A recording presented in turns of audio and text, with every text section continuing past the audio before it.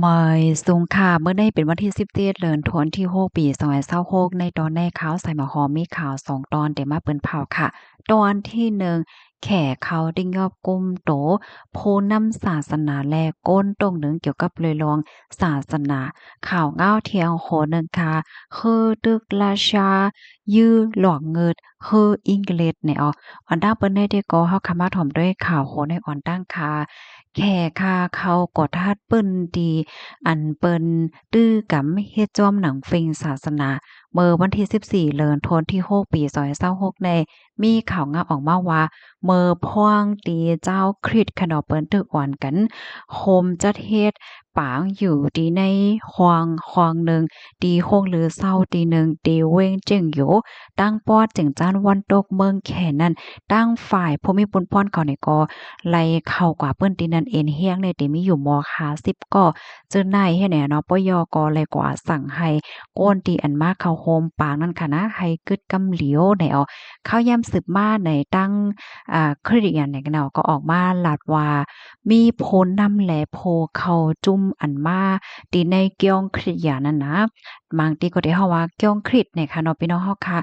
เพราะว่าสิ่งมันเปิงกันว่าจังหวะจังได๋ก็ความบัดอีกหนึ่งเป็นที่อันพี่น้องคนอันเปิ้นนับยำศาสนาคริสต์แน่ที่อันเปิ้นกว่าตรงหนึ่งจึงเนี่ยค่ะเนาะหมวก30ก่อแน่ไหนทุกยาติงยอบก้มโตเอาเคินก้าเสียกอ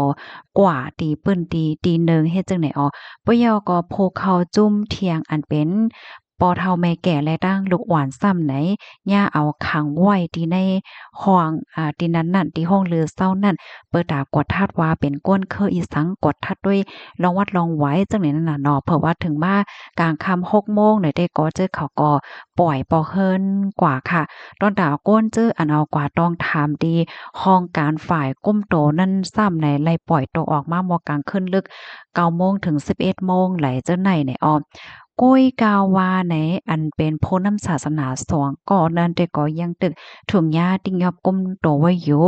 ตั้งฝ่ายแขเนี่ยก็ยังอำไปมีลองออกมาเปิ้นผ่าวเกี่ยวกับเลยลองตั้งอันในจึงหือปยก็ย่าเอาตั้งพิดว่าเลยลองสังเนี่ยก็เขาอำไปมาเปิ้นผ่าวเป็นตั้งการจึงไหนอ่อนหน้าในเขาสองก้อนนั้นก็ยามถุงยาติงยอบก้มโตมายาวหลายปอกหลายกำค่ะเมื่อเหลือนทนที่1ที่ป่นมานั้นก็ย่าเนี่ยค่ะเนาะเมื่อนั้นซ้ำเนี่ยย่าเอาตั้งพิดว่าเลยลองพิดมอ กันแลมีลองเฮ็ดตั้งสร้างอันเตอเคิกว่าสังว่าจังได๋อันเป็นคริสตจักรพันธสัญญาฝนต้นฤดูในขาเขาเนี่ยก็ก่อตั้งขึ้นมาเมื่อปี2008ตีเว้งเฉิงตู้ปยก็เป็นเป้าหมายอันฝ่ายปาร์ตีคอมมิวนิสต์แขกเขานั้นปักตาด้วยมาอยู่ตาสีย้อนก็เปว่าเปิงปราสีของคอมมิวนิสต์ในเขากุมกำปาลวงศาสนานั่นน่ะเนาะอ่อนหน้าในเมื่อในปี2018นั่นค่ะอันเป็นโพก่อตั้งอันคริส ในกอไหนไรถุงยาติ้งยอก้มโตจังไหนเขาเสียก็ย่าเอาตามควักไว้อยู่9 ปีแหน่นะอันนั้นก็ย่าเอาตั้งพิดว่าลอยลวงมันจังว่าห้อยส่วนเปิ้นมาจุดุมกันว่าสังว่าเจ้านายเฮ็ดให้นั่นน่ะปยก็เหตุการณ์ป้ายมักมีมจ้อมเปิงว่าสังว่าเจ้านายย่าเอาตั้งพิดว่าลอยลองตั้งจังไหนแหวก็ย่าควักกว่า9 ปีเปซ้ำว่าตั้งฝ่ายแขและออกมาเปิ้นผ่าเมื่อปี2018นั่นว่า มีเจ้าคริสต์ที่ในเมืองแขใน44ล้านเกาะก้อยกะว่าเส้นสายไม้นั่นน่ะยังอำแผนนับส่วนป้ากว่าดีอันเข้าโคมในคริสไตลินอำนั้นก็ที่เขาฮ้องว่าบทเกี่ยวคริสต์เฮิรนนั่นเทียงตั้งนำตั้งหลายย้อนก็เปว่าปฏิคอมมิวนิสต์ในมีเปิงปราศีมิบอีและเตกให้เจ้าคริสต์นั่นแต่แลเข้าโคมกันในคริสต์อันดีลงเส้นสายหมายหับฮ้องโดย ลงปองจึงกะนานก้อยเฮ็ดจังได๋อ้อเพราะว่าเฮาค่ะมาด้วยสายงานเงาลายของคริสค่ะเนาะจ้องคริสไต้หลินที่ในเมืองแขเนี่ยได้ก็เตอมีรองแข็งๆมาปยก็ตั้งฝ่ายภูมิพลพรเขาเปิ้นก็เตอแข็งๆปักตาไปด้วยมาอยู่เคยใหญ่เมื่อเดือนธันวาคมที่10ปีที่ป่นมานั้นก็โพนำศาสนาหมอก30ก่อของคริสต์คริสต์ไซออนเนี่ยเนาะอันนี้ก็เป็นหนึ่งในเกี่ยวคริสต์ไต้หลินที่ใหญ่ที่สุดในเมืองแข นั่นก็ถูกหญ้ากวาดล้างเสียก็ติ้งยอบก้มโตกว่าค่ะ เนาะเหมือนจังว่ากฎทัดอะไรดีเฮ็ดจังเนี่ยเนาะอันดีเกี่ยวข้องและมีรองตรงหนึ่งเกี่ยวเลยรองศาสนาว่าซองว่าเจ้านายเฮ็ดไหนคะอ๋อหมาเจอก็ยังตึกถุงยาติงยอบก้มโตวไว้อยู่ที่ใน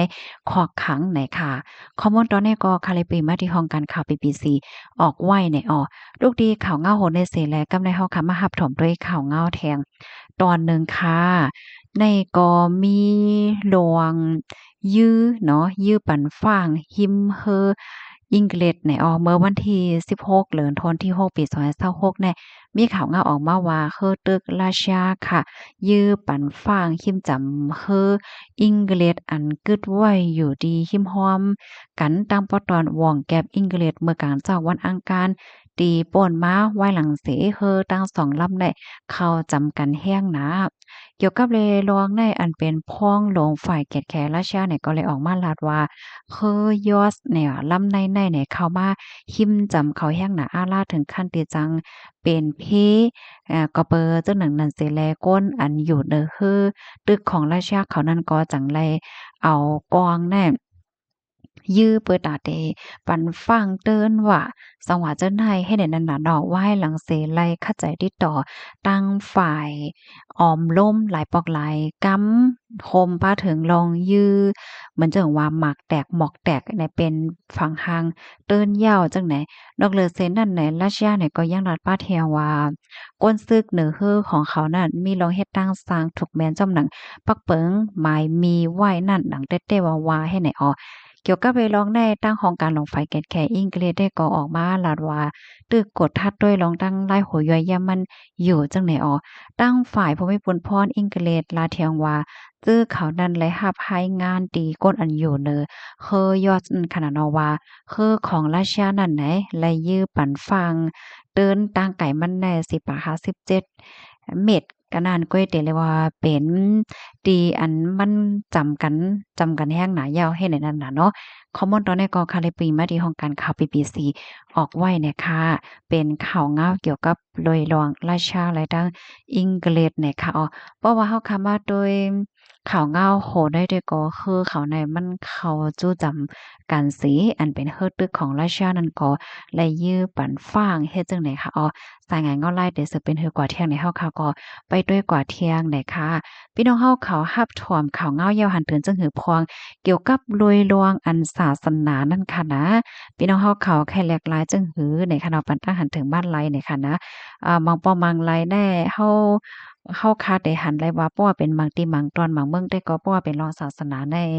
บ่ได้เป็นศาสนาอีสังกะย่อค่ะเนาะเพิ่นก็จ้างกว่าให้กู้สู่ตั้งหลีไลดอๆแล้วๆให้แนวเนาะก้อยกะว่าที่เมืองแขได้เพิ่นมีโรงกอทัดป้าเฮ็ดอันนั้นเนาะภายไหลดีมีโดดโทมในตอนในไข่อบไข่เน่เนี่ยก็ยินหลีรับดอนค่ะอ้อเหมยสงค่ะ